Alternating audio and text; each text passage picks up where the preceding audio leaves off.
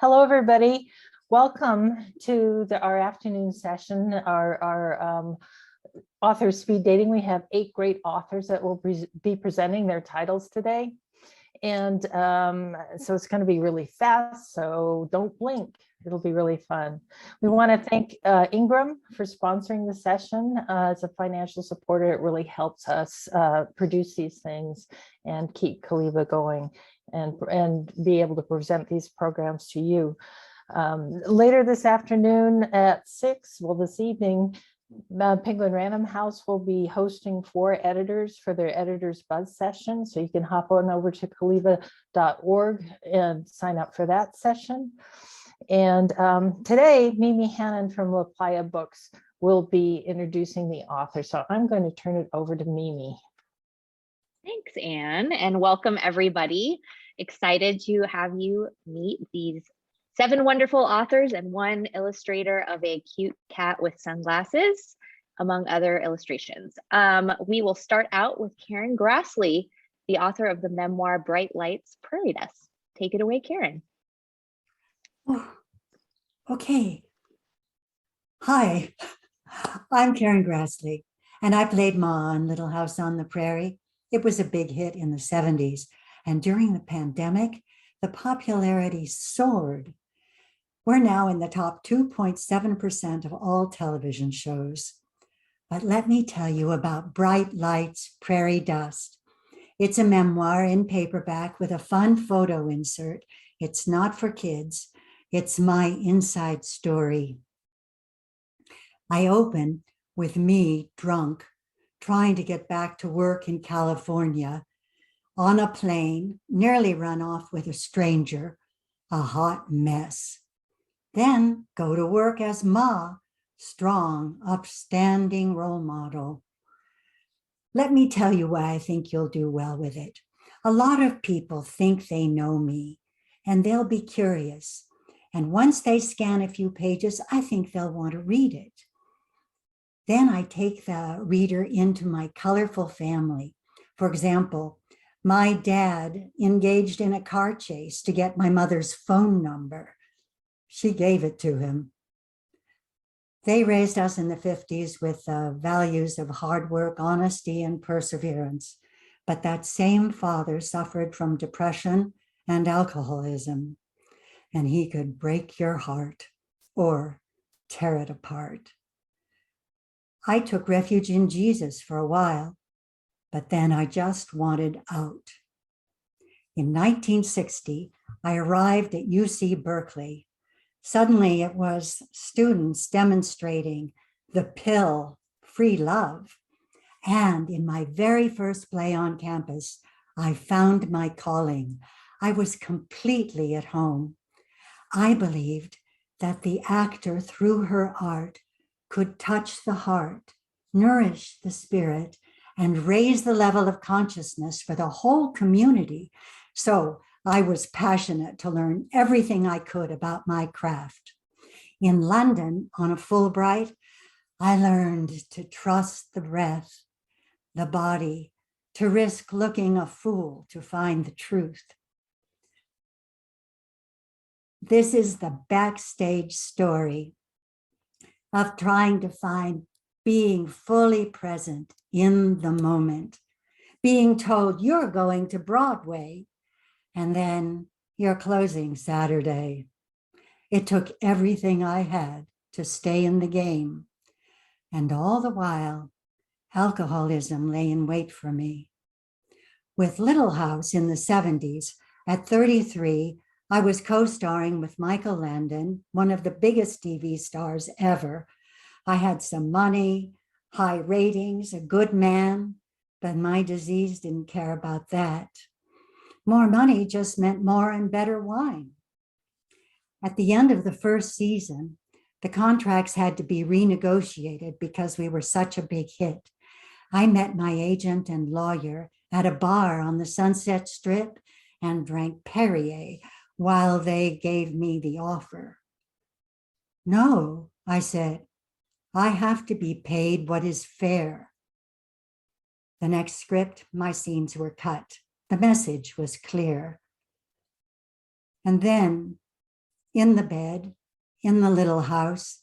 Mike made filthy jokes about the female anatomy while all the crew stood around and laughed. And I just sat there like nothing was happening. We didn't even have a word for sexual harassment in those days. Publicly, I was speaking for battered wives. Privately, I was beaten. I had to get help, and I did. I found the people with their dark laughter, their wise ways, and I got a clean life. I could hold my head up high, and much to my surprise, I found that my heart's desire was not that different from Ma's. It's here. It's my story. Bright lights, prairie dust. Fantastic. Thank you so much, Karen. Sounds like a lot more backstory to Ma than what I remember from Little House on the TV growing up. Next, we have Rachel M. Harper, and she is the author of the novel, The Other Mother. Please take it away, Rachel. Thank you. I'm so happy to be here. And I always say to everyone in my life lately that, like, for me, the hardest thing about COVID was not being able to go to bookstores or libraries. And so I'm very happy that our community is back open in the sense that I can do that again. And I'm happy to have you guys here today. The Other Mother is a family story, one I've been working on for a long time. And it tells a story in a nutshell of a young man searching for a father he never knew, who ends up finding out that he was actually the product of a lesbian relationship, and he has another mother that he doesn't remember. I have personal connections to the story. It's a novel, it's fiction. But for me, I came into the story wanting to understand my own life and define my family, the family that I had created, and to really redefine the idea of family in modern America, not just for myself, but for others, as I saw others in my community and others around the country living certain lives that sort of, and dealing with the tension between the idea of a traditional family, two parents, nuclear family, heterosexual family, and that's what most of the characters in my novel grew up in. And then this new idea of family, one that two of the characters try to create in the story, with two mothers, with a donor instead of a father, and really just asking these large questions. What does it mean to be a family? You know, if you're not married, if one of you is a non-biological, parent, if you're not present, do you still have any value? And what happens after a breakup or divorce? And for me, as you see in the title, The Other Mother, this idea of othering, and what it means to feel other, to be other, to accept that definition or not, to push back against it, is a theme throughout the book. And it's a theme that many of the characters are dealing with, not just Juliet, who's one of the main characters, who is technically the other mother, but her father, who was one of the first Black professors at this esteemed college where he teaches, and his feeling of being the other in his life, or her brother, who was a professional ballet dancer and one of the first Black leading men in ballet, and what it meant to knock down those walls, and this idea of exceptionalism and doing really well within your community and sort of representing your community, but how that also creates this sense of other, of feeling like you don't belong and you're an outsider. And obviously this young man, Jenry, he feels like an other because he's been raised by this Cuban family. And then he, comes to discover the Black side of his family, and having this mother, this grandfather he didn't know, just a whole world opens up for him. And he, feels that sense of otherness too, as well as his mother, who, to keep the peace in her own family, has to live a lie for much of her life, as we come to understand. So she also felt othered.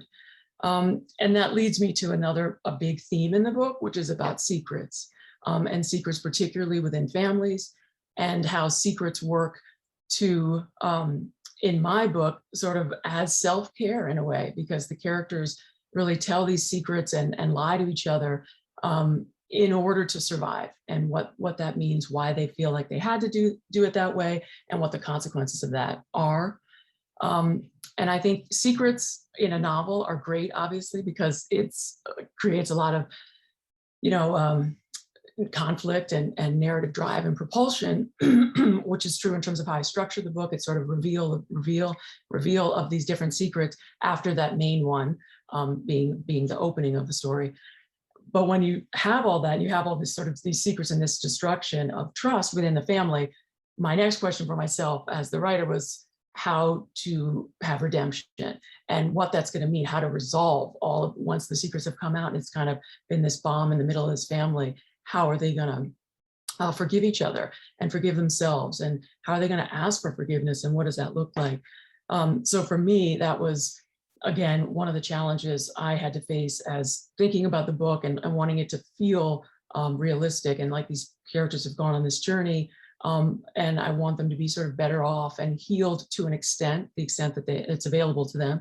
It's not a perfect ending, but I was going for the idea of, through redemption, how are they going to get to some idea of togetherness? This has been a very fractured family, and yet instead of that separate otherness that I had set up with all of them, at the end, they are trying to have a sense of togetherness as a family. And that's, hopefully the takeaway that any readers would have. So that's it. That's my book. Thanks for listening. Thank you, Rachel. Sounds like a great one. Who doesn't love complicated families with secrets? Makes for a wonderful novel. So thank you for that. Next, we have Jean Hanff Korelitz, the author of The Latecomer, and formerly the author, well, still the author of The Plot, which I hand sell all the time. So welcome, Jean. Thanks very much. Well, you just gave me a great introduction. Who doesn't love novels about families with secrets? I'm Jean Hanff Korelitz, and I'm here to talk about my 8th novel, The Latecomer. If you know me at all, it's probably as an author of thrillers, but I've actually written all across the literary and thriller line, not only because I don't know where the line is, but because I don't think there is a line, really. I think every good novel is full of suspense. I think Pride and Prejudice is full of suspense. And while some of my books have featured crimes and trials, others haven't. The Latecomer is about a wealthy New York family, the Oppenheimers, whose very foundational event is kept secret from the children because of their father's deep shame and their mother's misplaced accommodation. The Oppenheimers have an unusual configuration in that there's a set of triplets, and then many years later, just as those 3 are getting ready to leave home, the parents have a 4th baby, and not just any baby, but actually a leftover embryo from the triplets' in vitro creation. What must have happened in this family for the parents to make such an unfathomable decision? Why did the triplets loathe one another so much? What has compelled the father to assemble a secret collection of world-class modern art and the entire life's work of a single outsider artist in a warehouse in Brooklyn? And what is life going to be like for this latecomer when she understands how broken her family is and how left behind she was? Families, as Mimi just said, are the gift that keeps on giving for any novelist, and I admit to my own eternal fascination with them. In the case of the Oppenheimers, I was attracted to the idea of a shattered family and this late child who's actually the key to that family and who takes it upon herself to solve its mysteries before she herself leaves home. This is a big novel into which I poured many of my own fairly disparate interests. It encompasses, for example, infamous Jewish martyrs and Mormon visionaries, artists, both established and so-called outsider, right-wing ideologues and documentary filmmakers, antique dealers, and naturally hoarders. In the end, even to my own surprise, it all comes together, thanks mostly to the latecomer of the title. As I wrote this book, I thought most of all of novels like John Irving's The World According to Garp, which might also be described simplistically as a story about a family, but which, as we all know, contained multitudes. The latecomer has much of that whimsy and I hope much of that heart. It took many years to write, since I began it before the plot and finished it after the plot, but feeling it come together in its final drafts has really been one of the most satisfying experiences of my life as a novelist. I hope readers will put aside their perfectly understandable expectations of crimes and trials and the like, and meet the Oppenheimers with an open mind. I can promise plenty of plot twists if they do. Thank you so much. Thank you, Jean. That sounds fascinating. Thank And as you have turned from thrillers to literary family complications, we're going to take it back now to true crime and the detective who was involved in the Golden State killer case. And I know that I'll Be Gone in the Dark sold really well for many of us. So I introduce Paul Holes, the author of Unmasked, My Life Solving America's Cold Cases. Take it away. Okay. Thanks, Mimi. So I'm Paul Holes. I'm a retired cold case investigator out of the Contra Costa County DA's office out there in the East Bay, California. I'm best known for helping solve the Golden State Killer series after a 24-year pursuit. And I know you guys as California booksellers are going to be familiar with the Golden State Killer series.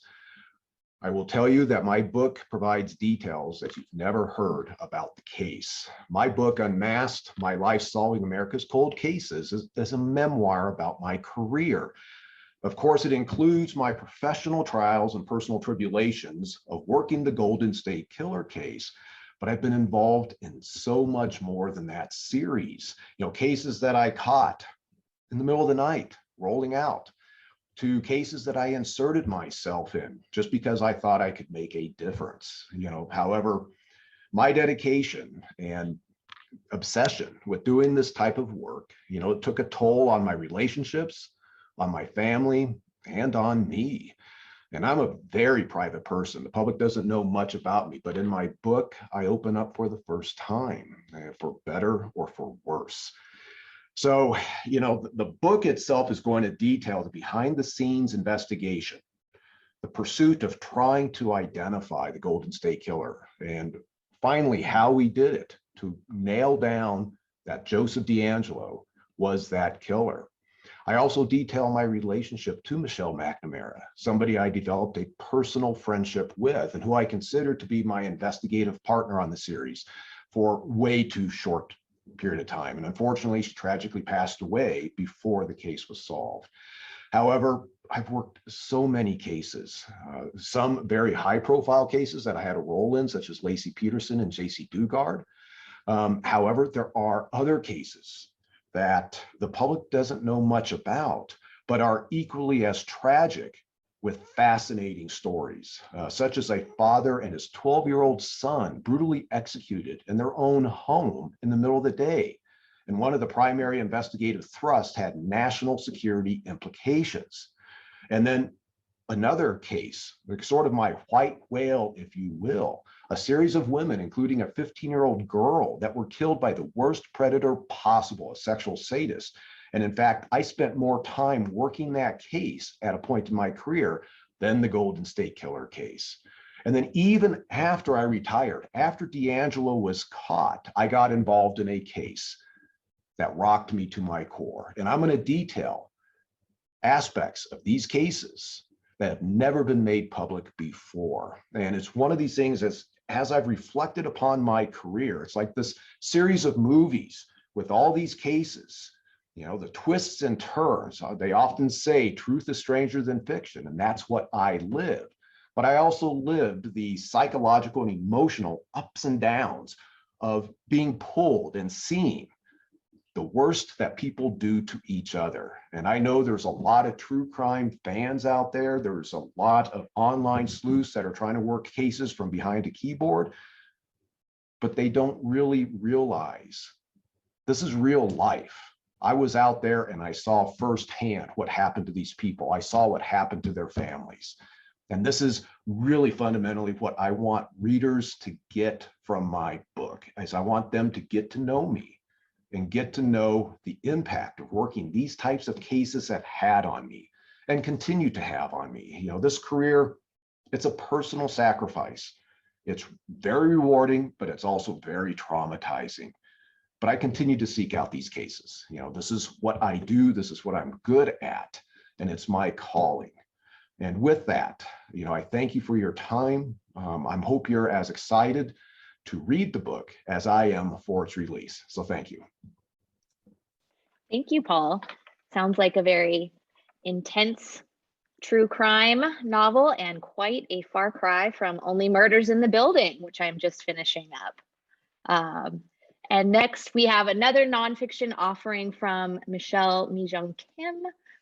She is the author of The Wake Up, Closing the Gap Between Good Intentions and Real Change.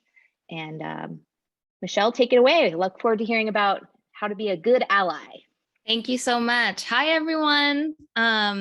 I'm going to take the speed dating thing a little bit seriously about sharing about my identities first. And I often lead all of my conversations by sharing a little bit about myself. My name is MiJung Kim. I use she, her pronouns, and I identify as a queer Korean immigrant woman. And I live in Oakland, California. And I wrote this book as both somebody who has lived in this country as a woman of color, as an immigrant, as somebody who had an undocumented parent for over a decade, and as somebody who also was steeped in the organizing world. I was a youth activist organizing in the issues around queer and trans youth of color. And I then did a whole 180 and ended up in the corporate America and in the tech world as I pursued financial stability and wanting to bring my mom over here. And what I saw in corporate America and in the world of all workplace organizations really has been the overwhelming desire to do good, overwhelming desire for people to show up as allies, and yet those intentions falling short of creating good impacts. And when I became a consultant and an educator on the issues of equity and inclusion, the same patterns continued in all organizations across all industries, not just corporate America, but also nonprofits, foundations, government agencies, educational institutions, and so forth. So this book really is a call for us to go beyond performative allyship to being grounded in the principles that should be guiding our everyday life. And a lot of my work has been inspired by the quote by Grace Lee Boggs, who said, in order for us to change and transform the world, we need to transform and change ourselves. So the book is about the principles that have guided my work and my life, that have helped me to be in alignment with my values, and also the times that were challenging for me to be tethered to my values. So I wanted to leave room for complexity, for nuance, for contradictions, because inevitably we are going to make mistakes. And instead, I wanted to also provide frameworks and questions that we can keep grounding ourselves with in order for us to create accountability opportunities for us to truly, not be going after perfection necessarily, but always be in alignment to our values in the progress and making progress consistently. So that's really my book. And I wanted this book to feel accessible. So I use a lot of storytelling and narratives from my own life and my work with different organizations working towards a more equitable future, and also sharing principles that could be guiding people in their pursuit of becoming better allies. one of the most frequently asked questions that I get from folks wanting to be better allies is, what can I do? And wanting this immediate list of checklist items that they can check off. And what I implore people to think about is that this work is so much more than a checklist, right? That we need to learn how to create our own checklist depending on where we are, depending on our own spheres of influence and the context, that this is an ever evolving field, an ever evolving life's work for us to be able to show up in alignment with our values. So I hope that the principles that I provide in this book are adaptive and useful, and it's out. It came out 3.5 weeks ago. This is my first book, not my 8th. So it's been a journey getting here, and I'm really excited for folks to read it. And I thank you for your time and this opportunity. Thank you, Michelle. Congratulations on your first book. And I look forward to reading it and learning more about how to move beyond the performative and into real conversations and allyship. Thank you. Next, we are moving on to lighter fare. We have a humor book, I Will Not Die Alone. The author is Dera White, and she is joined by illustrator Joe Bennett. And take it away, please. Hello. Hi. Go for it. We're a brother-sister duo. We both have very different sort of career trajectories. I'm an illustrator and animator. Dera's a writer. This was our first collaboration, I'd say. And I don't know, you want to talk about the book? Yeah, we're goofy siblings, but we also don't know how to make small talk, and kind of are always on the brink of an existential crisis. So we thought, what better way to spend our time than to collaborate on a really awesomely illustrated book by my brother. I Will Not Die Alone begins as a book of positive affirmations. The first half of the book introduces each character and their affirmation. These are all animals. These are illustrated animals. Illustrated animals, right?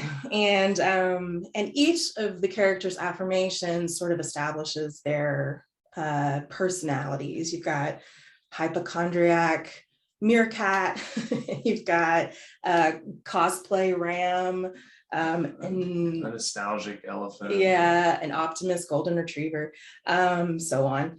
It opens pretty silly and lighthearted, and then about the middle of the book, one of the characters discovers that a meteor is headed their way. And the tone changes slightly, obviously, as each character is sort of reappears now in dealing with the news of impending doom. The affirmations are still positive, but they're a bit more meaningful, a bit more intentional, and now that they've learned that their time is limited. And then by the end of the book, these same characters that we've kind of, seen recurring characters are now fully discovered. They've fully discovered themselves. Their worlds are even beginning to connect a little bit. And I think that his illustrations are really powerful, and the affirmations are really powerful alongside. There's probably a lesson somewhere in there towards the end that this is how we should have been living all along, as though a meteor was heading our way. So it's a pretty quick read, yeah, I mean, hopefully you can take something out of it, but we had a lot of fun making it. I think we wanted to make something that felt both funny but also as profound as we can get with an animal book. I don't know. But that's basically it. Yep. Thanks for having us. Thank you. And thank you both. I love the illustration of the turtle on its back. And giving up is not an option. That one of the little sample that I got to see was my favorite. Thank you. And now we are moving back into the world of fiction. And we have another debut author, Kirthana. Kirthana Ramisetti is the author of DAVA SHASTRI'S Last Day. Take it away, please. Thank you so much, and thank you so much for having me here today. I'm originally from Southern California. I now live in New York City, but it's just a pleasure to be invited and talk to you about my debut novel, DAVA, SHASTRI'S Last Day. It's been incredible to hear about the other novels today that are also family sagas filled with secrets, because mine is too. It's about a wealthy philanthropist, and when she learns she has a terminal illness, she makes two shocking decisions as she gathers her family together for the holidays. One, she tells them she's gathered them together to say goodbye because she has decided to take her own life with the assistance of a doctor in a few days' time. And two, she has decided to leak news of her death early so she can read her obituaries and the resulting news coverage. And as you imagine, her family is horrified. And then soon DAVA is actually horrified too, because her plan backfires on her in a major way when the news coverage of her death, of her life, and her legacy actually ends up revealing her two biggest secrets to the world. So with the limited time she has left, not only must she make amends with her children, she also has to come to peace with the decisions she made throughout her life. So this is a very, I know, maybe a bit of an odd idea, but I'll tell you what inspired it.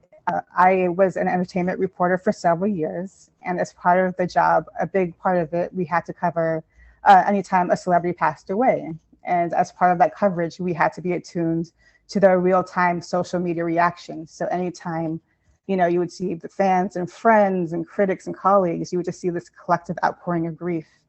And each time I saw that, I always had this thought in the back of my head, is that would other notable figures see this too and wonder what would be said about them when they passed away? So this idea had been in my head for a while. And then I think the reason I decided to start to maybe turn this into a novel was the song from Hamilton called Who Lives, Who Dies, Who Tells Your Story? And the song's message is that ultimately none of us have any control of what is said about us after we're gone. And it's largely in the hands of the people we leave behind. And so I thought that was very moving. And I thought that would be a good lesson for my protagonist to learn throughout the course of the novel. So when I decided to write this novel, I thought, well, I'm going to really go for it, in the sense that this was going to be my third time in about 20 years trying to write a novel. So if I'm going to do this, I'm going to pour in every single thing that's always preoccupied me or fascinated me or things I've been obsessed with. So there's family, there's legacy, there's also music, there's celebrity gossip, there's pop culture, and there's media. And then I try to take all these disparate elements together and hopefully put them into a coherent and a satisfying story. One question I get asked a lot is about the idea of having an Indian American woman, and a powerful one at the center of this story. And it was really important to me. One of the things that also inspired me as I was conceiving of this novel was watching a documentary about a rock star. And in the documentary, his widow actually said, you know, he actually cheated on me and he never really was very remorseful about it. And that actually reminded me of Eliza Hamilton, because also in the same way, she was also, her husband also, infidelity, and it's very public about the fact that he had cheated on her. And I'm like, both these women have devoted their lives to the legacies of their husbands, but if the roles were reversed, they wouldn't do the same. They would just get remarried. And that kind of made me really think about that fact. And I really, as I was conceiving of that concept for my novel, I'm like, I want my novel to feature a woman who could be just as complicated and interesting and maybe make controversial decisions as you would see a man would make. And so it was really important for me for this novel that my character, and the reason she's so obsessed with her legacy to the point that she would make this audacious move, is that she wanted to be known for her work and her accomplishments and not be known as the wife of. It was very important that she be known on her own merits and everything she achieved throughout her life. And then the other aspect of this is, of course, the fact that she's Indian American. And for me, again, when I came up with the idea for this novel, I just thought, you know, if there's a story like this being told, you would never see somebody who looked like me at the center of the story. And I just thought, there's no reason for that. There's no reason for that at all. So it was really exhilarating to write this novel. And it was a great joy, maybe the great joy of my writing career, to write this novel and explore all these themes, all these themes through a character who looks like me and looks like my family. And yeah, I just think, I hope you enjoyed reading it as much as I enjoyed writing it. And thank you so much for your time. Thank you, Kirthana. Sounds like a wonderful book. And I agree with Summer in the chat who said that is a fabulous cover. You must be thrilled.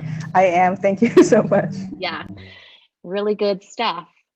Well, everybody, if you can't find something to read from these 7 books, I just don't know, because we have fabulous real stories. We have family sagas with secrets and fiction. I feel like there's something for everyone here. So thank you, authors, so much, and illustrator, for being here with us today and telling us booksellers about your wonderful books. Congratulations. Thank you, Mimi. Thank you, everybody, for being with us today. And do pop over to our annex. We have the Galley Gallery and the exhibit hall over in the annex at CALIBA-annex.org. Check it out. There are more galleys and other things for you to join in there. And thank you, Mimi, for all your wonderful work here. And thank you, all of you authors, for being here and sharing your books with us today.